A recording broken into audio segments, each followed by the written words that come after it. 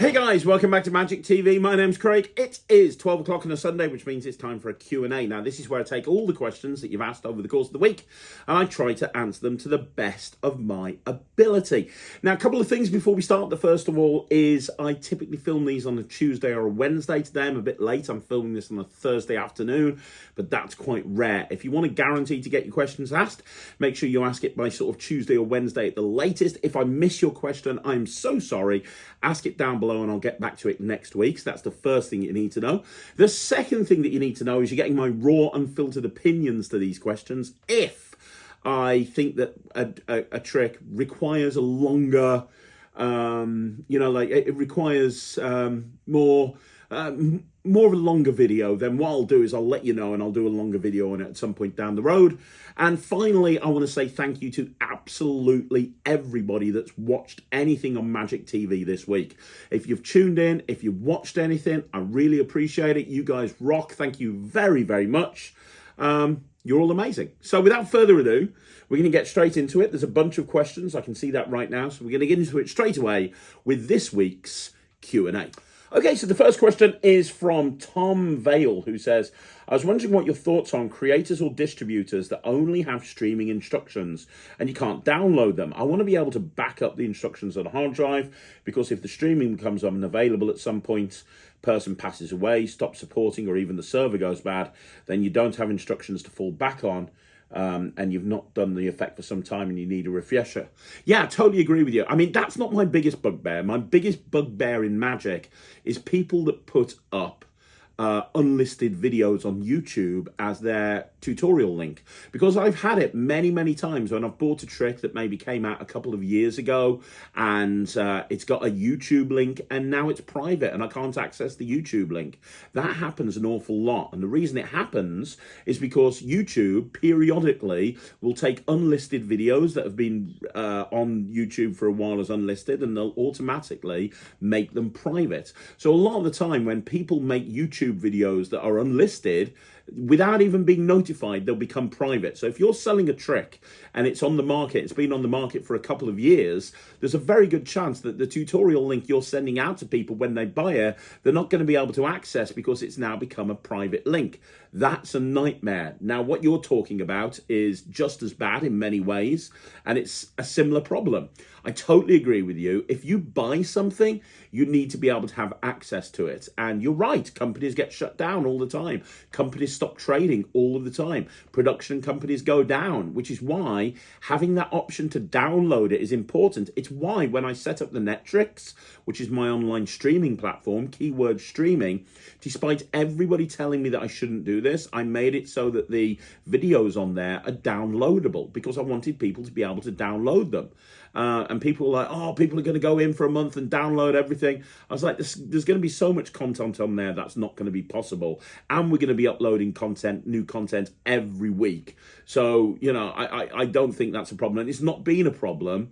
But I think I was the first streaming platform that made all of the content downloadable. Which is unusual, right? And I do think that should be the case. And I think that a lot of producers are now doing that. Not all, but a lot of producers are now doing that. You look at, for example, 1914. They used to have just streaming. So when Reusable came out, one of the big complaints of Reusable, which I bought out through the 1914, was it was streaming only. Well, now it's not. Now you can download it. And now you can download all of 1914's releases because they've changed their system. And that was based on listening to their audience and listening to their customers. So I do think it's very, very important. And I think that if there's any producers out there that don't offer a download option, I don't think that's fair because your customers need to be able to have access to those tutorials. So like you say, if they forget the trick, they can go back and they can relearn it. 100% completely agree with you. Okay, so the next question is from Stuart Etheridge, who is an amazing magician. He's in my mentorship group in the Gold membership. Really great guy. And runs a company flying classic airplanes. Brilliant, brilliant person. Hi, Craig. Awesome videos. Keep them coming. Thanks. My question is about Mojo for amateurs. I feel like I've fallen off the horse, so to speak, and I don't want to fall out of love with Magic. I've struggled for time during the summer months and convinced myself that when the winter came, I'd feel engaged again. But to be honest, I'm struggling. As a pro, I guess you're driven to push forward as it's your income, but being a social magician obviously has a different dynamic.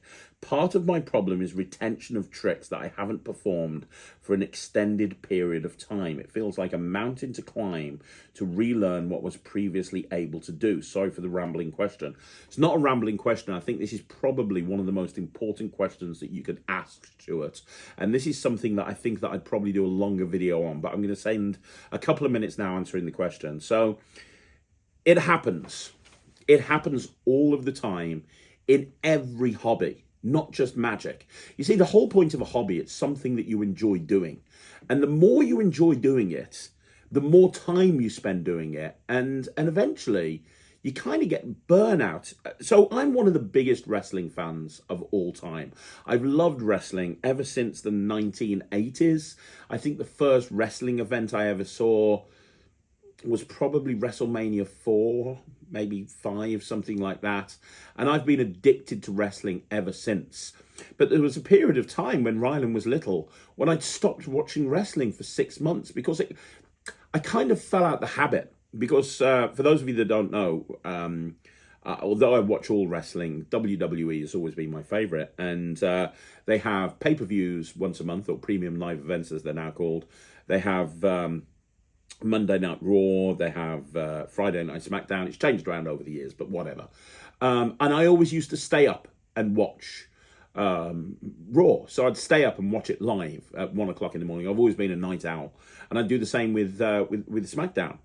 And what happened is that I stopped, I missed a few episodes. I was tired, I was working, I missed a few episodes, and I kind of fell into a rut because with wrestling it's kind of like it's almost like a weekly thing, you know, the storylines progress from one week to another, and I'd missed like 3 or 4 Raws and SmackDowns, and I went to watch one. I didn't really know what was going on. And so I kind of missed the next few. It became a habit. It very quickly became a habit to not watch wrestling. And it got to a point where I was kind of not watching it. And I was annoyed with myself that I wasn't watching wrestling. I was like, dude, my internal monologue was, dude, you're a wrestling fan and you're not watching wrestling. Like, you could probably name every single WWE champion from like WrestleMania 1 through to present day, and you're not watching the current product. What's wrong with you? And it wasn't that I wasn't enjoying it. It wasn't that, oh, wrestling suddenly went naff. I don't subscribe to that. It became easier for me not to watch it than it came to watch it. And I was getting annoyed with myself that was the case. And what changed after about 6 months is I kind of almost like had a heart-to-heart with myself. I sat down and I kind of thought, you know, you love wrestling. Do you want to carry on watching it? And if you do, why are you not watching it? Why are you making excuses to not watch it and then beating yourself up afterwards? And I was reading, you know, like wrestling on the internet and people talking about, oh, have you seen what's happened here? Have you seen what's happened there? And I felt out the loop. So I kind of almost forced myself to start watching it again, and got to a point where I was really enjoying it. And then I look back at that period and I was like, why did I ever stop watching it? Now, I'm rambling a little bit here, but the point I'm trying to make is the same thing can happen with magic. If you stop doing it regularly, it's very easy to make excuses to not do it. It's kind of like people that go to the gym. So I've been trying to lose weight since COVID, and I have lost a bit of weight. And I've been going to the gym, but then I'll have a couple of weeks where I'm just insanely busy, where I'm just like, maybe I've got gigs every day or I've got meetings in the office or something, and I don't find time to go. I then kind of make excuses. Oh, I'm not going to go because I'm tired, or I'm not going to go. But when you start going to the gym or you start exercising on a regular basis, it almost becomes second nature. It becomes habit. So I think part of the problem that you've had is that you've had a very busy summer and you've not found time for yourself. And I totally get that because I do that from time to time.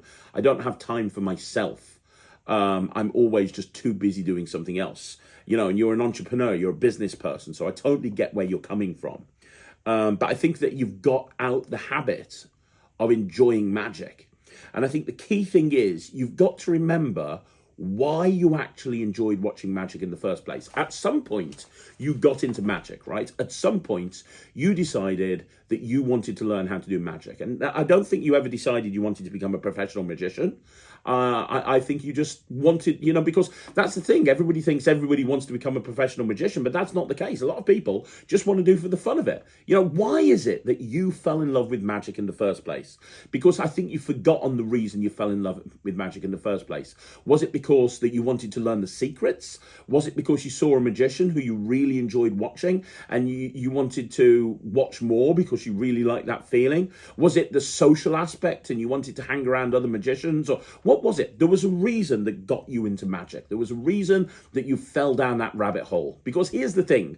People find magic all of the time through various different ways. Some through YouTube, some through watching a magician perform, some through going into Hamleys or a toy shop and buying a Marvin's Magic set and then wanting to learn more. Whatever the reason, different people get into magic all the time. Some people stay, some people drop off. The people that drop off, sometimes they come back, sometimes they don't. But there's a certain percentage of people that stay forever. And if you feel that you aren't, what's the words that you use? You don't want to fall out of love with magic, but you're finding it difficult at the moment. You're finding it like a big mountain to climb. 3-step plan. 1, remember why you fell in love with magic in the first place and recapture that. So if it was watching Dynamo on TV, for example, watch Dynamo on TV. Second of all, don't force yourself or beat yourself up about not practicing.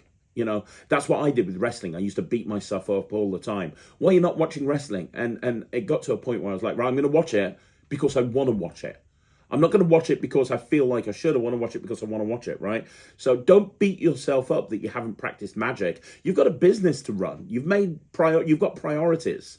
I get that. That's absolutely fine.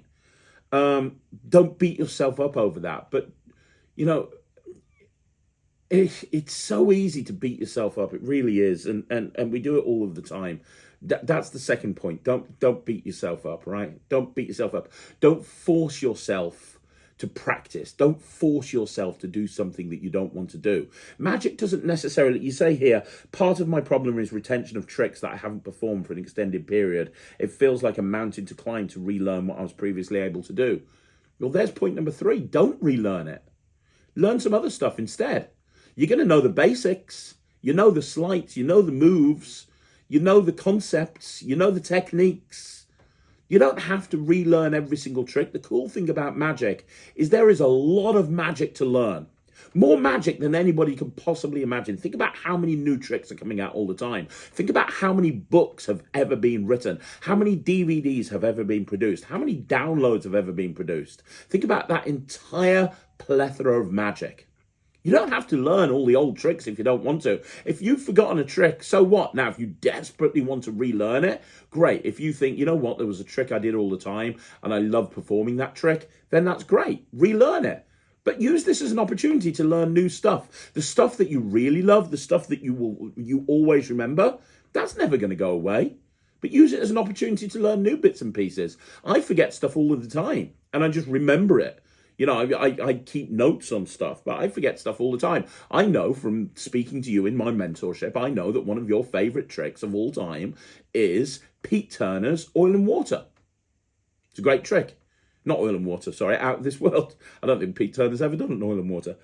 Pete Turner's Out of This World. I know you love performing Pete Turner's Out of This World, as you should. It's an amazing trick. It's probably the best version of Out of This World that you've seen. You've remembered that. You know that. If I said to you, perform that right now, you could. You would. I know you would. So, you've got your core section of tricks. You probably know more tricks that you could perform immediately than most pros will ever perform in their entire life. Because most pros will do the same 5 or 6 tricks and they won't change them up. Don't use me as the blueprint because I'm kind of a little bit different when it comes to the repertoire. I love learning new stuff, but not everybody's like me. A lot of people aren't like me. You know a lot of magic. You could do a lot of magic right now. Don't, again, it comes back to not beating yourself up. Don't beat yourself up because you can't remember how to do this particular trick. Who cares? Learn a different trick. And, you know, one final point, which is don't force yourself to practice. Force yourself to do something to recapture that love of magic. Go to a magic convention. Go to the session. You know, you were talking about whether you go to the session or not. I'm definitely going. Come to the session with me and hang out. Come to the session with me and Ryan and then hang out. Go and just do something that makes you realize why you love magic in the first place. Go and watch a magic show. Go and do something, do anything. And then when you get back to your busy months, and I know the summer and leading up to the summer of the busy months, just spend a few minutes every single day. I know it's difficult as a business owner, I totally get that. But maybe just spend a few minutes every single day just reading a book. Just take 15 minutes aside to read a book or to watch a performance on YouTube. It doesn't have to be to learn something. It could be watch a performance or watch a couple of performances on YouTube. Something that you do that reinvigorates you. How do you lose passion in something? You just get into a habit of not doing it. How do you reclaim that passion? Very simply by remembering what you love about that thing in the first place and making sure that that's the feeling that you have every time you think about it. Okay, so the next one is from Bobby Jenkins, who says, I bought Enigma by Christian Grace, and I know you would prefer not to go into the whole argument about the other reviewer, but can you give your thoughts on it? I've seen him perform it to you over the internet, and so I bought it. Now I consider myself a hobbyist magician, and I can say it took me a couple of hours to learn it roughly, and I don't know what some of the negativity is about. Absolutely love it, and even performing it on myself, practicing the trick, baffled and amazed me how the correct work was found. People buy it, buy it, buy it. Look, Christian's an amazing magician. He's one of my favorite magicians in the whole world, an incredible creator of magic. He really is. And, you know, I interviewed him about Enigma, and I absolutely love Enigma. The level of detail, the level of creativity that's gone into Enigma is literally mind-boggling. I haven't reviewed it yet, and to be honest, I've been meaning to. But in all honesty with you, and I have to be honest, I'm not going to do Enigma. And that's not to say it's not very good. It's great. But I need to learn it in order to review it. I'm not going to do what the other reviewer did and make a review or even a statement based on a product without actually learning it and performing it, because I think that changes everything. But I don't think I'd do it. And the reason I don't think I'd do it is because it just doesn't fit my performance style. My performance style, as you guys probably know, is very heavy hitting, very direct. This whole thing, like point to the... Beautiful, absolutely beautiful. I think Christian performs it brilliantly. There's a reason he brought the house down when he performed it at Mindvention. There's a reason he brings the house down every time he performs it. It's great, but it doesn't fit my style. It goes back to knowing what your style is and what your style isn't. And I don't really do much mentalism anyway. When I do, it's more direct. And if I wanted to reveal a word, I'd probably use a book test or digital force bag instead of going down this route.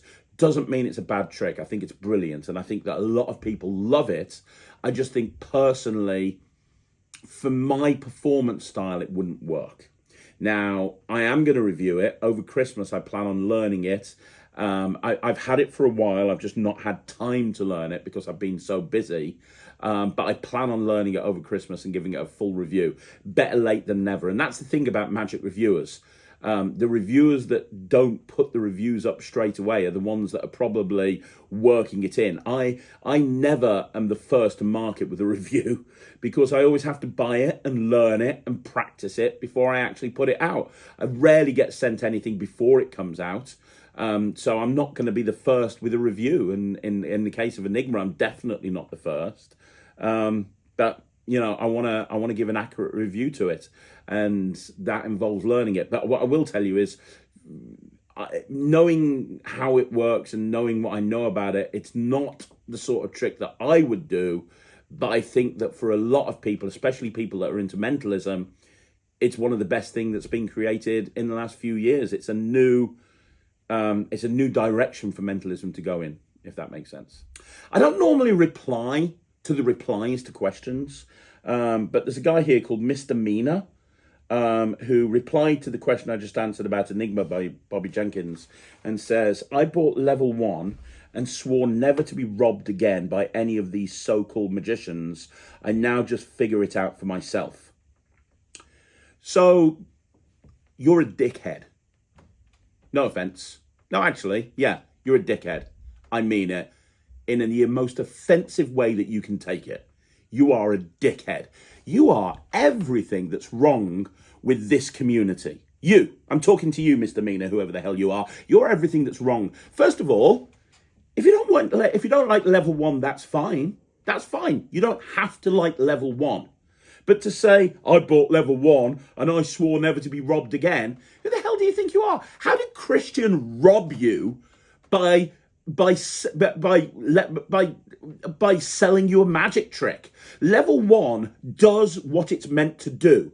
It is a slow motion vanish of a deck of cards, and it does it really well. It does it really, really well, mate. Not but be for you. That's absolutely fine. If it's not for you, that's cool. But to accuse Christian of robbing you because you didn't like the method for his trick, you dickhead. You absolute dickhead. He's not robbing somebody because he didn't. Robbing somebody would be putting something out with a completely impractical method. Level 1 does not have an impractical method. Level 1 is performed by magicians all over the world. Now, if you can't get along with it, that's fine. But let's be clear. Let's be clear right now. When you bought level 1, you bought it probably based on reading the ad copy. You read the ad copy. You probably watched the trailer. You watched the trailer, you watched the ad copy, and you decided to buy level 1. You decided to buy level 1, and then, having watched it, you go that he robbed you. No, he didn't. It does exactly what you saw in the ad copy. It does exactly what you saw in the trailer. Now, if you don't like it, that's fine. But to say that he robbed you, that would imply that it doesn't do what it says that it does on the tin. And I would say to you, that if you think that's the case, if you think that this is completely impractical, that's got less to do with Christian's ethics, and it's got more to do with your ability as a performer. Because obviously, you can't perform your way out of a paper bag if you can't make level 1 work for you. Now, if you were standing here saying, I bought level 1, and I don't do it because I've got a better way to make the deck vanish. I ditch the deck in my pocket as I'm doing this, then that's fair enough. That's fair enough. But to say he robbed you, to go straight from, I bought this trick, it's crap, he robbed me, when it's very blatant, the ad copy is very honest. The trailer is very honest, and you say he robbed you, and then you follow up by saying, now I just figure it out for myself. Yeah, well done. All of these creators in magic that put their blood, sweat, and tears into creating magic, they come up with new ideas, new concepts. They spend years and normally thousands of pounds developing magic to sell to people like you to help you improve, and you just go, oh, well, now I just take these so-called magicians' tricks and I just figure them out myself. First of all, they're not so-called magicians. If they were so-called magicians, you wouldn't want to be figuring their stuff out yourself. The reason you're figuring their stuff out yourself is because they are more creative than you will ever be. They have more creativity in one little finger than you will in your entire life. Who the hell do you think you are? Turning round to Christian Grace and saying so-called magician? He's one of the best fucking creators on the planet. And you belittled him in one fucking statement? Here's an idea, Mr. Enigma, whatever the hell your name is, unsubscribe from this channel. Because the people like you that figure magic out for themselves, you're a fucking disgrace. What's wrong with this community? You figure magic out for yourself. You figure magic out for yourself. You take these people that you call so-called magicians and you figure their stuff out for yourself. And you call them so-called magicians. They're the ones that are creative enough to come up with the stuff that you're figuring out yourself. If you're as good as you think you are, you'd be coming up with this stuff yourself. Actually, if you were good as you think you were, you'd be the one releasing stuff through Vanishing Ink and not Christian. But you're not. Because the bottom line is, you're a nobody, you're a nothing, and you have no right to turn around to Christian and accuse him of robbing you because you bought a trick and you couldn't do it, and so therefore you're mad at the whole situation and now you're just blatantly ripping other people off. Go to hell, unsubscribe, I don't want you here. Okay, so the next question is from 1581 Davis. How you doing, buddy? Who says, hi, Craig, thanks for all you do for the magic community. You're more than welcome. You inspire me into gigging. That means so much. Such a great buzz to do magic outside of my family. My question is, should we be encouraging more magic effects to be reusable on reusable cards like Steve Deller's PVC cards? I know when I'm doing effects to have a specific gimmick or gimmicks, I'm always concerned about those sticky hands, both big and small, ruining a great trick that I've put so much time and effort into developing. Thanks again, and Merry Christmas to you and yours. I think there's certain tricks that work well with the PVC cards, but I think there's some that don't. For example, Steve sells invisible decks. I don't think you'd ever see the invisible decks done with PVC because it wouldn't work. Plasti dip, roughing fluid, stuff like that wouldn't work as well. Also, a lot of the routines that I do when I'm out gigging use a regular deck of cards, and I'm having cards ripped up and signed, and I'm ending up throwing the cards in the bin at the end of the gig. I've probably got 30 cards left. I chuck them in the bin because I've kind of wrecked so many cards with torn and restoreds and cards being signed and given away as souvenirs. And, that's not something I'd be able to do if I was using a PVC deck. Now, if you are using a mem deck, for example, and you want to use a mem deck and you want to, you're not having cards signed, that might be the case to use PVC. I'll be honest, I don't use the Night Flight deck, the PVC Night Flight deck. And the reason I don't is very simply because I don't need to. Not that there's anything wrong with it. It's fantastic. I think Steve's cards are amazing. I think his marking system is great. But, you're concerned about those sticky hands. What am I going to do? Go to a gig and say, excuse me, before you pick a card, can you sanitize? Thank you very much. It's probably not going to happen. I'm not going to sit there at the end of the night wiping my cards down. I haven't got time for that. I'm just going to chuck them in the bin and get another deck. I'll open it up and, I'm going to use one of Phil Smith's new cards, and they're already in stack that I need, and I'm just going to open a new deck every single time I go to a gig. So I think that, but I'm coming at this from a magic point of view, not from a mentalism point of view. From a mentalism point of view, you probably got a very different attitude to me. But from a magician point of view, I'm getting cards ripped up and signed, so PVC isn't really that important. So I know that the cards are really, really popular, and Steve's marking system's great, and Steve's Night Flight deck are awesome. But me personally, I prefer to use normal cards that I can rip up. Okay, so the next question is Chris James Magic. Chris, one of the best creators in the planet right now. Chris says, hi, Craig. You help a lot of people, and that goes unseen for the most part. You give more than you take. That said, how do you keep your spirits up when you get hit by magic snipers left and right? Also, have you ever thought about opening one of your companies in the United States? So 2 questions there. The first question, how do I keep my spirits up when I hit my magic snipers? Well, if you've watched this channel for any length of time, sometimes it gets to me. Every 6 months to maybe a year, it gets to me, and I'll put a video out about my haters, which I probably shouldn't have done, but I do. I just try to remind myself of what I've actually accomplished. My friend Tom Mullinger, Jester Style, said to me once, a wolf doesn't concern itself with the opinions of sheep. It's too busy being a fucking wolf. And it's an interesting take, and very Tom Mullinger in terms of what it says. But it's kind of true in many ways, and I'm not calling everyone sheep, but I am saying that people that want to take shots at me, and it happens all of the time. All of the time, there's people that are trying to grab my attention. There's 3 different people right now that are talking shit about me in various different places over the internet. And all 3 of them have said, I can't wait till Craig does a rant on me. Oh, I can't wait to see what he says. He's such a loser. And the thing is, that's what they want. These people that are trying to make a rise about me, they're trying to get me to get annoyed. They want me to do a rant on them.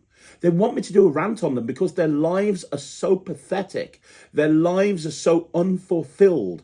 that the only way that they can feel better about themselves is if I'm speaking about them on my channel. Well, why is it that they want me to speak about them on my channel? It's because a lot of people listen to what I say. Why do people listen to what I say? I came back to Magic 3 years ago and nobody knew who I was. My accomplishments within the Magic community were 10 years previous when I was bringing stuff out through World Magic Shop. I came back to Magic and I did the bear pit just before COVID in 2020. Nobody knew who I was. Nobody knew who I was. 3 years on, that's not the case. What happened in those 3 years? Well, what happened in those 3 years is I busted my balls. I busted my ass to build a brand.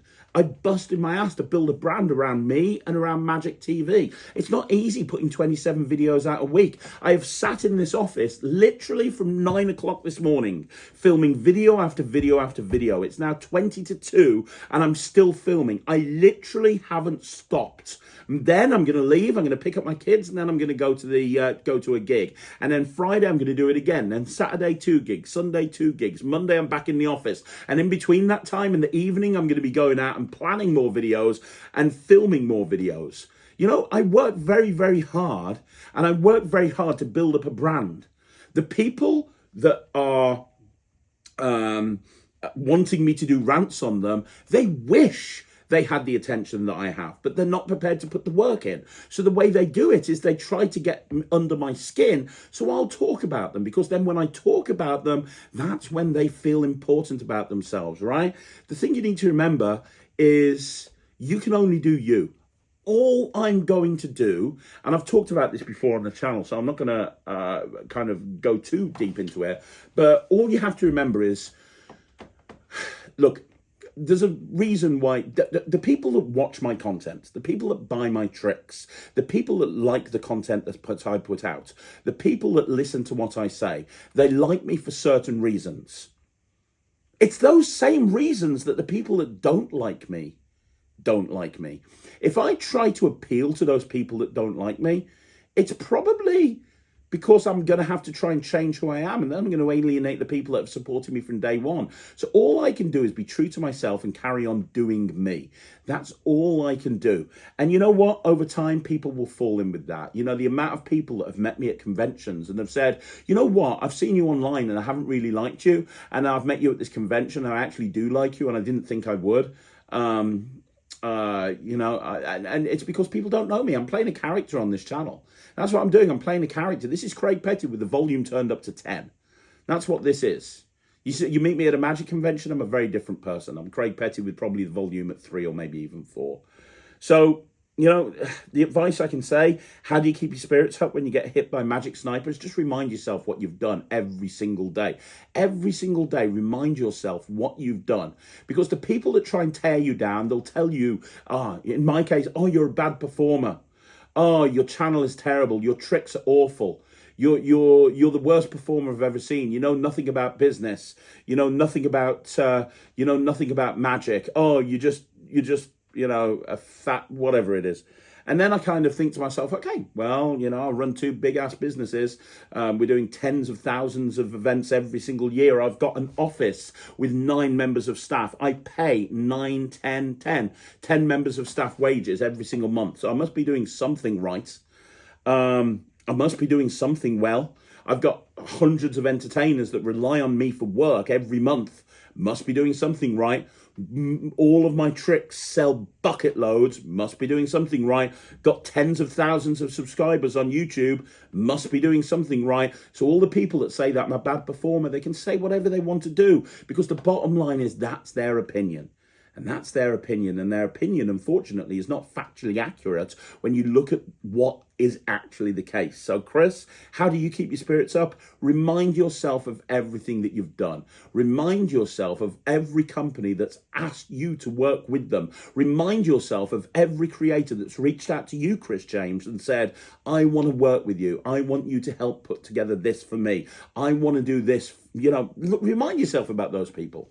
Because ultimately, when it's all said and done, that's the most important thing. It's not what you do. It's not what you say. It's results that matter. Results speak louder than words. Next question is from Broski Time, who says, I recently bought Devil's Hank by Lee Alex according to your recommendations. Is there any routines or sources of lecture of using this utility device that you recommend, other than the basic use of it, like vanishing something or switching it? Thanks in advance. Yeah, 100%. I'm actually doing a video soon on the hows and whys of the Devil's Hank. So I'm not going to blow my load now by talking about it now, but look out for that. It's scheduled in January. We've already put together the content. We just need to film it.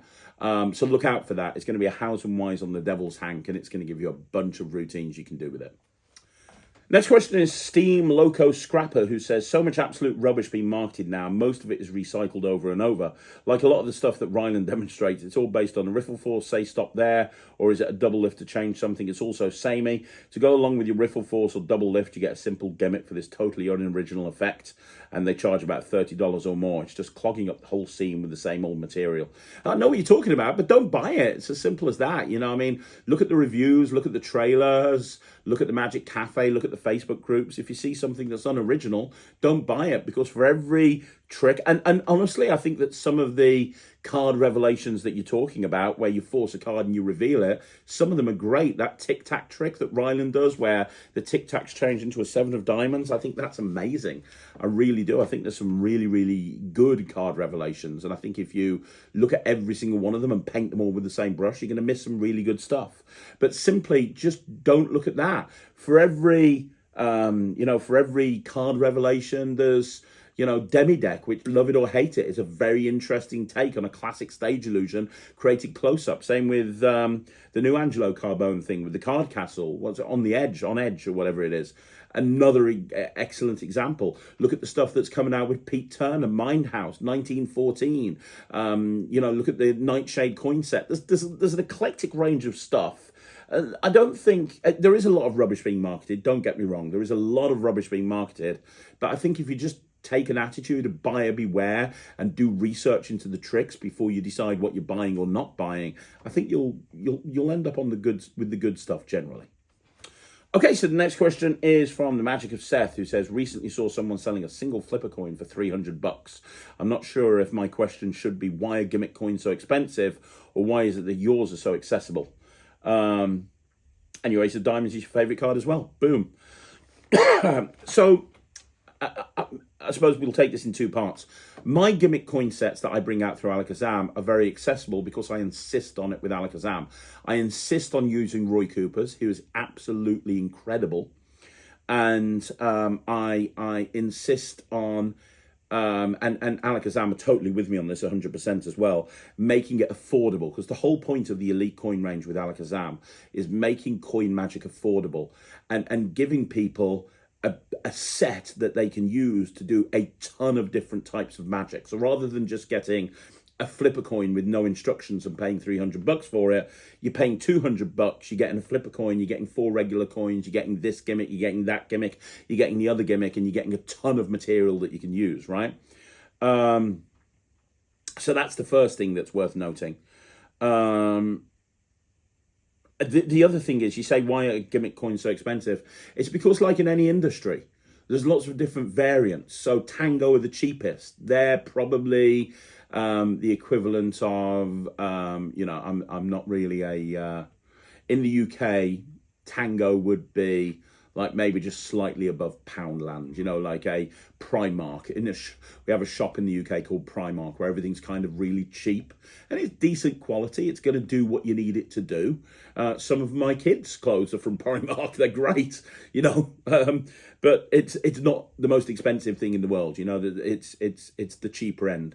Then you've got people like, you got the next level up, which would be like maybe Roy Cooper's, maybe Mark Mason, something like that, which is kind of like more of a top man, a top shop type thing in the UK. That's kind of like the high street shop where a lot of people will buy stuff. You're going to get a really good selection of outfits there, and it's going to be decently priced. It's not going to be the cheapest thing in the world, but you're going to get good quality. And then you've got stuff like Gucci and Prada, and they're like the really expensive clothes. And a lot of people will buy Gucci or Prada or brands like that because they're rich and they want to show off to their friends that they're wearing the best. Celebrities, millionaires, it's not really so much about how much it costs. It's showing that they are able to shop at the most expensive shops. It's why, Beverly Hills exists. It's why Kensington exists and places like that.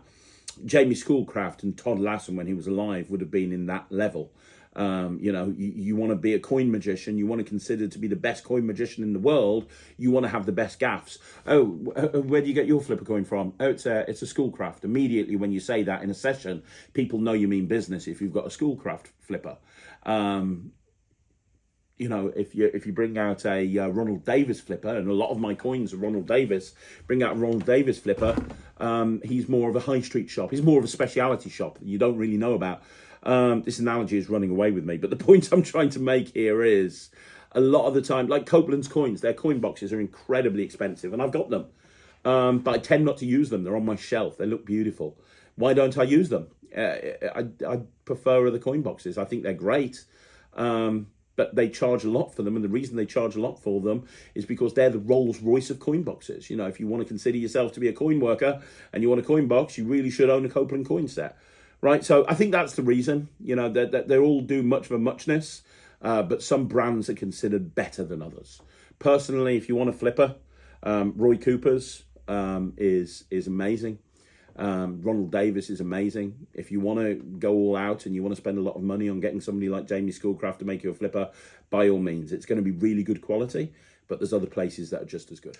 The next question is from Kent Thompson 8231, who says, I've never really been interested in using marked decks, but I've seen some discussion about using marked decks in combination with a mem deck. Are there good resources for marked mem deck combination tricks out there? Thanks for all you do, by the way. You're more than welcome. Yes, I'm going to tell you right now. So I'm doing a video on this in a bit. But if you go to Phil Smith Creative, which is philsmithcreative.com, you're going to see that he has now made available the Elysian duets, which are available in red back or blue back. And you can, and let me speak to you about the Elysian duets.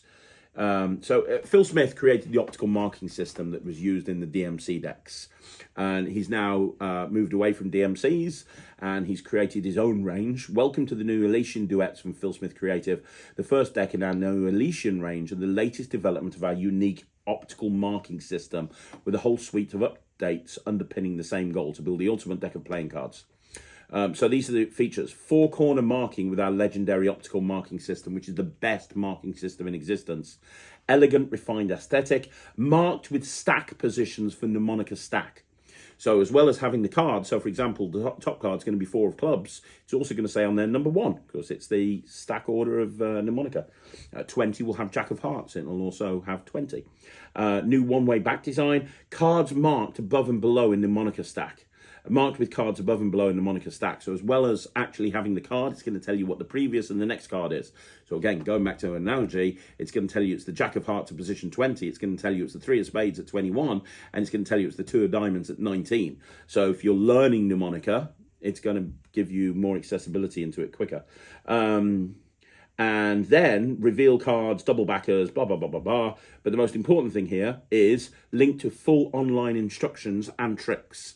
And I've heard, I haven't seen it myself, but I've heard from a lot of people that the tricks and the instructions are great for this. And obviously, it's tricks and instructions for a deck of cards, which is exactly what you described: a marked deck of memorized, a memorized deck that's also marked. So if I were you, I'd go and get yourself an Elysian deck from Phil Smith Creative. And I think that is probably what you're looking for. So the next question is from Jonah Berg, who says, do you know any prediction tricks with coins, like predicting the date of the coin or knowing what coin someone will think of? Yeah, absolutely. There's a couple of ways of doing it. Obviously, the easiest way would be with the patio force. So throw yourself 7 or 8 coins down. Use the patio force, which is pick any 2, eliminate 1. So the whole idea is you say to the spectator, you pick any 2, and out of the 2 you pick, I'll get rid of 1. Then I'll pick 2, you get rid of 1. And it's a way of actually ending up with the coin that you wanted to predict picked from the very beginning. It's called the patio force. The second way of doing it is using equivoke or equivocate, depending on who you are. Magician's choice, basically. So again, you have a bunch of coins on the table, and they're going to pick one, and you're going to tell them which coin that they're going to end up with through some clever wordplay. Probably one of the best ones that you would actually use is by throwing a double-headed coin in there. So get yourself a double-headed coin with the same date on each side. You can get them from most magic shops. So, for example, let's say you're in England, you might have a 10p that's 1996 on both sides. So now you can get a whole bunch of change out your pocket, and you can say, look, you can dump it all into the spectator's hands, and it's all different coins, 10p's, 2p's, £1, 1 pennies, and you say, look, we're going to take them and throw them on the table.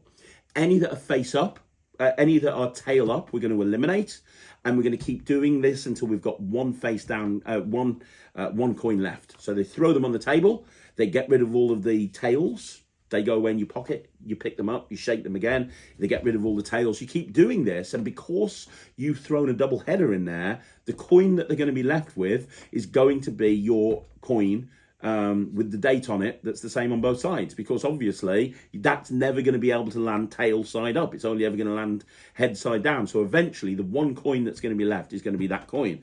This is a classic method for doing this type of routine. So you could, for example, make a prediction, 1996, 10 pence. And you could go through this whole procedure, and they're left with this coin, and you go, well, this is a 10 pence. What's the date on it? 1996. You put it away in your pocket with all the others, and you show the piece of paper, and it's 1996, 10 pence, right? The only other way of doing it is switching the coin. So you've got a regular 10 pence with 1996 date on it, and you ask everybody to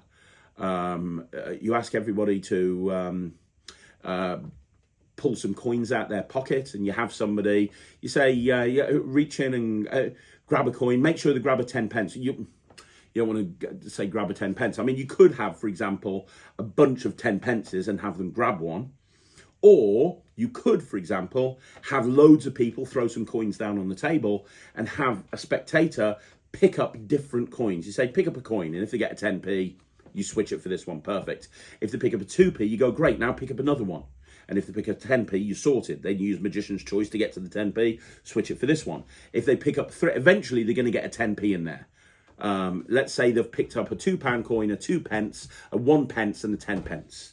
You say, brilliant, so you've got 4 coins, get rid of the rest. Now you use Magician's Choice to get down to the 10p, and you give them the 10p to hold, and you switch it for the 10p that you've been holding out from the beginning, and then obviously you've ended up forcing them on the 10p that you wanted them to have. And you could just use a bluff, so you could just have somebody reach into their pocket, get out a load of coins, you've got your force coin palmed here, and you just reach over and you say, let's just grab one of these at random.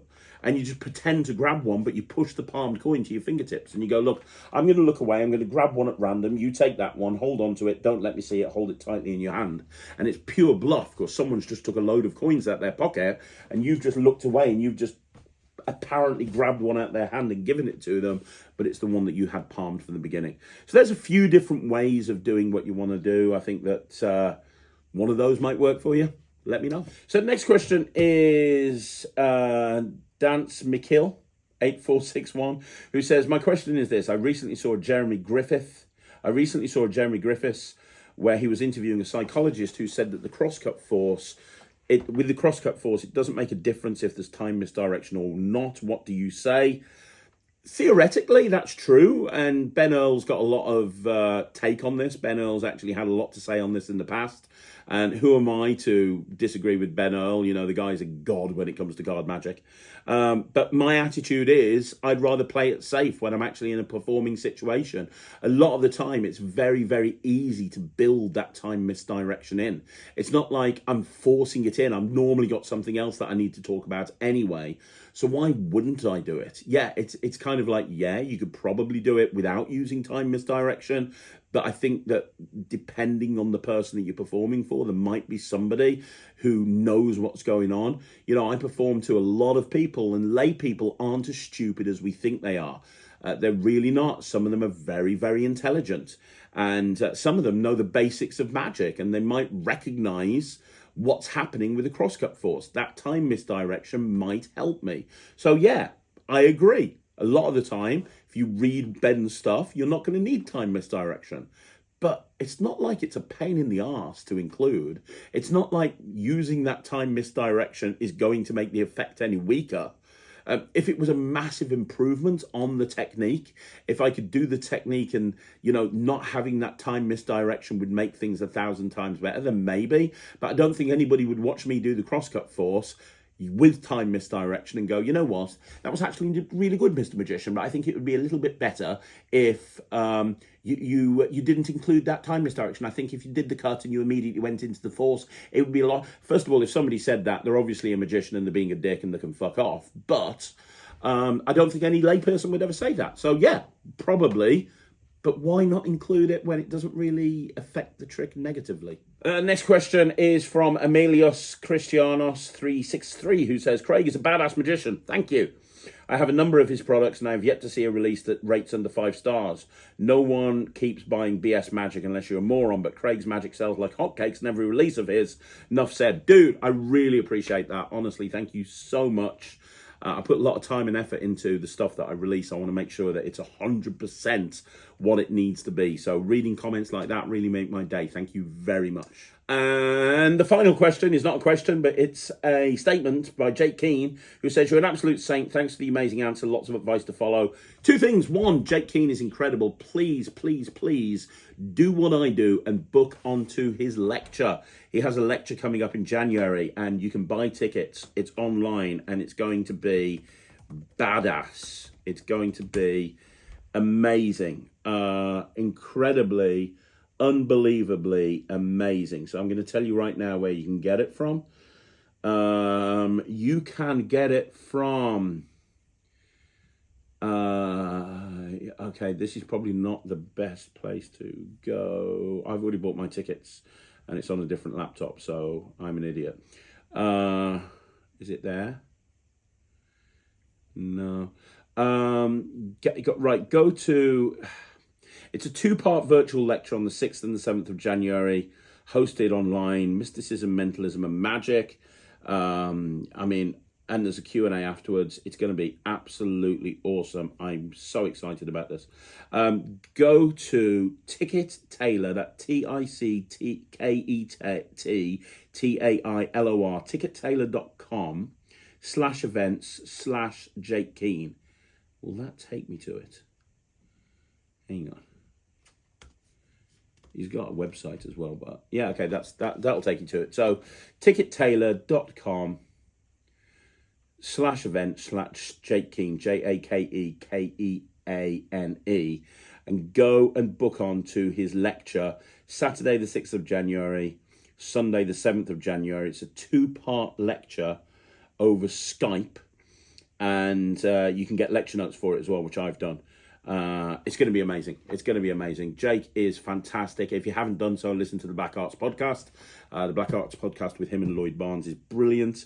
Go and buy tickets now. Honestly, go buy tickets. Please, trust me, if you've ever listened to me about anything I've ever said and I've been right, then please go and buy tickets to Jake's lecture, because it's going to be amazing. It's his first lecture, and I couldn't be more excited. So there you go, guys. That's another Q&A in the bag. Job done. Do me a favor. Let me know what you think in the comments down below. Now, you want to see more videos like this, like the video, subscribe to the channel. Again, leave a comment down below.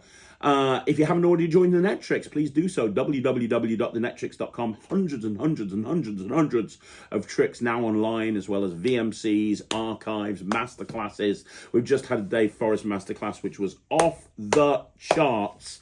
Go check out the Netrix. And I will be back again this evening with a review show special. 3 years in, not missed an episode yet. So thanks very much once again to everybody that has ever watched the video. I really appreciate it. You all rock. I love you all. I'll see you again. My name's Craig from Magic TV.